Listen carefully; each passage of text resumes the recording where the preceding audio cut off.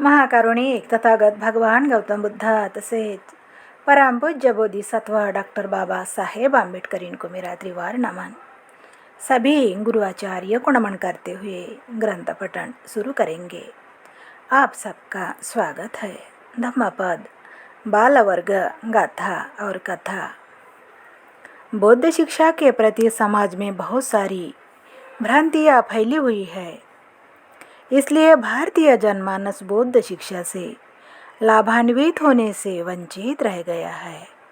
वस्तुतः बौद्ध शिक्षा से अधिक व्यवहारिक और प्रासंगिक शिक्षा उपलब्ध नहीं है, पर यह कहना कि भोजन स्वादिष्ट है पर्याप्त नहीं है। अगर हम उस भोजन को ग्रहण नहीं करते हैं, बौद्ध साहित्य को मात्र पढ़ना और कहना कि यह अच्छा है पर्याप्त नहीं है। इसका सही लाभ उसे ही मिल पाएगा जो उन उपदेशों को जीवन में उतारेगा। गाथा। नहीं पापं कथं कम्मं सज्जु खीरं व मुच्छति दहन्तं बालमन्वेति भस्म छन्नो व पावको। अर्थ, जैसे ताज़ा दूध तुरंत नहीं जम जाता, उसी प्रकार कृत पाप कर्म शीघ्र अपना फल नहीं लाता है। राख में ढकी आग की तरह जलाता हुआ वह मूर्ख का पीछा करता है। पाप को भी पकने में समय लगेगा। अहिप्रेत की कथा। एक दिन थेर महामोगलान लक्ष्मण थेर के साथ राजगृह में भिक्षाचर्या कर रहे थे। चलते चलते मोगलान मुस्कुरा दिए। लक्ष्मण थेर ने उनसे इसका कारण पूछा तो उन्होंने बताया कि विहार वापस पहुंचकर शास्ता के सामने बताएंगे।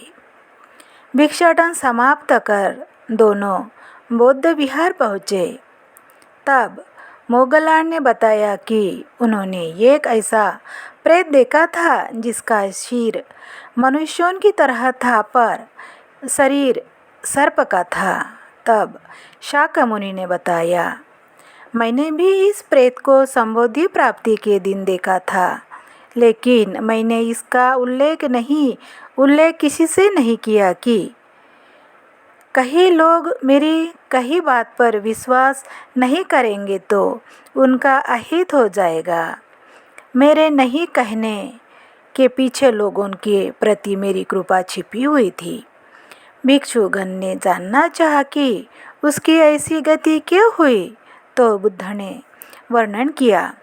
प्राचीन काल में वाराणसी में नदी के किनारे किसी प्रत्येक बुद्ध की कुटिया बनी हुई थी। वे वहीं रहते थे और वहीं से नगर में भिक्षाटन हेतु जाते थे। नागरिक भी वहां आते थे और प्रत्येक बुद्ध की सेवा करते थे। उस आने जाने वाली पगडंडी पर जमीन के मालिक ने जुताई कर दी। आने जाने वाले लोग उस जमीन को रोन देते थे। किसान उनको आने जाने के लिए मना करता था पर उन्हें रोक नहीं पाता था। अतः अंत में उसने सोचा, अगर यहाँ पर यह पर्णकुटी न होती तो मेरा खेत बर्बाद न होता। ऐसा सोचकर उसने एक दिन उस झोपड़ी को जला डाला। प्रत्येक बुद्ध उस स्थान को छोड़ कहीं और चले गए। जब जनता को पता चला कि प्रत्येक बुद्ध वह